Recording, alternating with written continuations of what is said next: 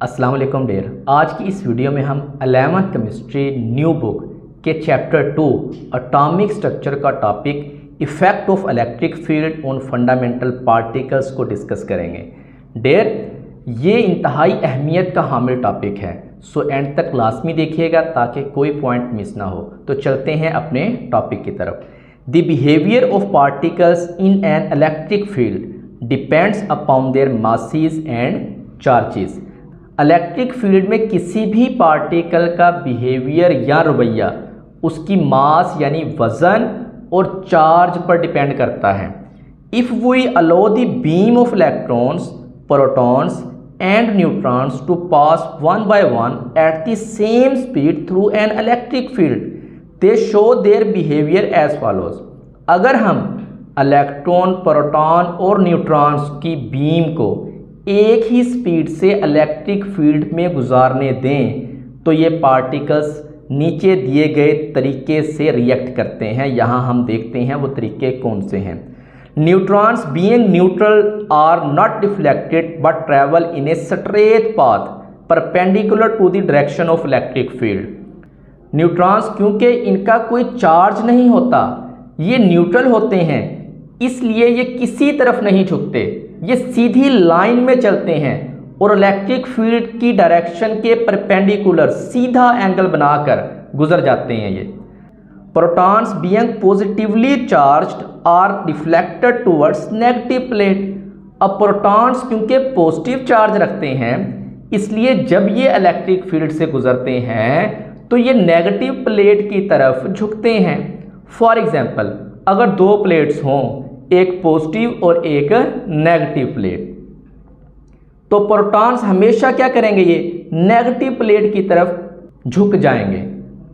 Electrons being negatively charged are deflected towards positive plate to greater extent since they are 1/1836 times lighter than proton. अब electrons negative charge रखते हैं, इसलिए ये positive plate की तरफ झुकते हैं और ये झुकाव ज़्यादा होता है क्योंकि इलेक्ट्रॉन्स का मास 1/836 टाइम्स होता है कंपेयर टू प्रोटॉन से, यानी इलेक्ट्रॉन बहुत हल्का होता है प्रोटॉन के मुकाबले में। इनको हम डायग्राम में एक्सप्लेन करते हैं। इस डायग्राम में दिखाया गया है कि जब तीन पार्टिकल्स प्रोटॉन्स, इलेक्ट्रॉन्स और न्यूट्रॉन्स इलेक्ट्रिक फील्ड में गुजरें तो इलेक्ट्रॉन ने ज़्यादा डेविएशन दिखाया। देखें यहाँ आप देख सकते हैं, प्रोटॉन भी झुका लेकिन इलेक्ट्रॉन के मुकाबले में इसका झुकाव थोड़ा सा कम था। न्यूट्रॉन सीधा चला गया बिना किसी झुकाव के, किसी किस्म की कोई यहाँ पे डेविएशन नहीं हुई। The amount of deviation from its original direction of movement is measured in 2 ways. और ये जो झुकाव है, जो किसी का ज़्यादा है, किसी का कम है और किसी का बिल्कुल भी नहीं है, ये किसके ऊपर डिपेंड करता है? Number 1, angle of deflection directly proportional to charge over mass, and second one, radius of deflection is directly proportional to mass over charge. When angle of deflection directly proportional to charge over mass, मतलब angle या झुकाव का दर्जा इस बात पर depend करता है कि पार्टिकल्स का चार्ज और मास क्या है। जितना ज़्यादा चार्ज और कम मास होगा उतना ज़्यादा झुकाव होगा। And when we say radius of deflection directly proportional to mass over charge, deflection का रेडियस इस बात पर डिपेंड करता है कि मास ज़्यादा और चार्ज कम हो तो रेडियस ज़्यादा होगा, यानी कर्व ज़्यादा बड़ा बनेगा। This is possible if we imagine that after deflection the particles move in a circular path.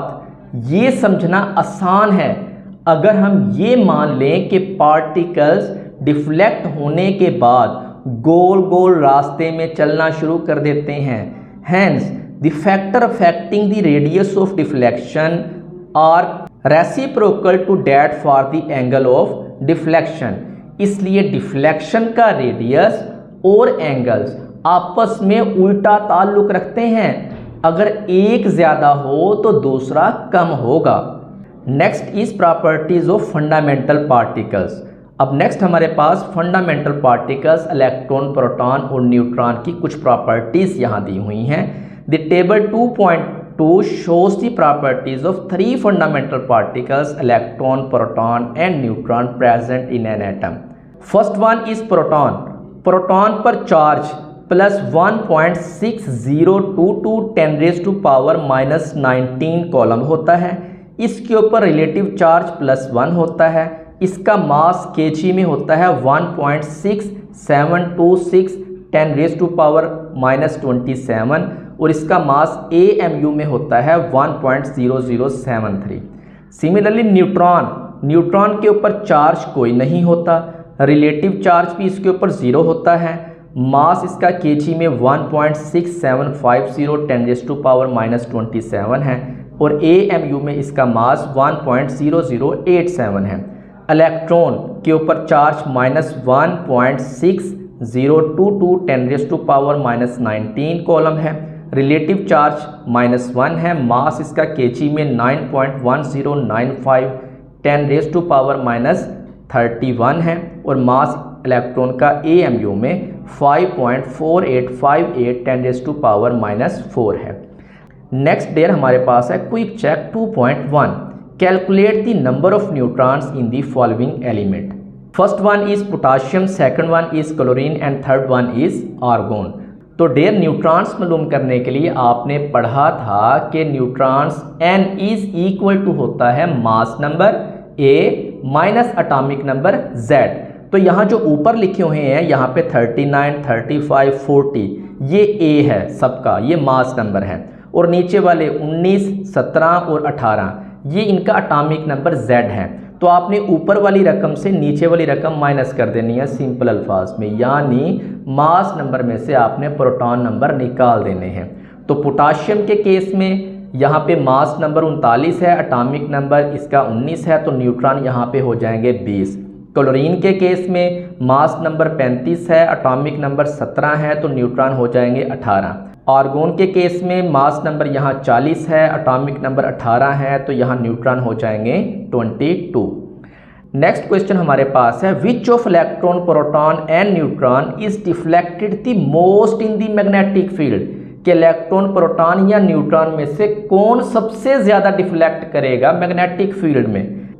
Magnetic field या इलेक्ट्रिक फील्ड में जो पार्टिकल सबसे ज़्यादा डिफ्लेक्ट होता है वो इलेक्ट्रॉन है, क्योंकि इलेक्ट्रॉन का चार्ज बड़ा होता है लेकिन इसका मास बहुत कम होता है, इसलिए इसका चार्ज ओवर मास रेशो सबसे ज़्यादा है। और जैसा कि बुक में दिया गया है और जैसा कि ऊपर आपने यहाँ पढ़ा, angle of deflection directly proportional to charge over mass. So इसलिए इलेक्ट्रॉन सबसे ज़्यादा डिफ्लेक्ट करेगा प्रोटॉन और न्यूट्रॉन की निस्बत। प्रोटॉन भी डिफ्लेक्ट होता है लेकिन कम, और न्यूट्रॉन बिल्कुल डिफ्लेक्ट नहीं होता क्योंकि न्यूट्रल है। Electron is deflected the most in the magnetic and electric field. उम्मीद है आज का लेक्चर आपको पसंद आया होगा।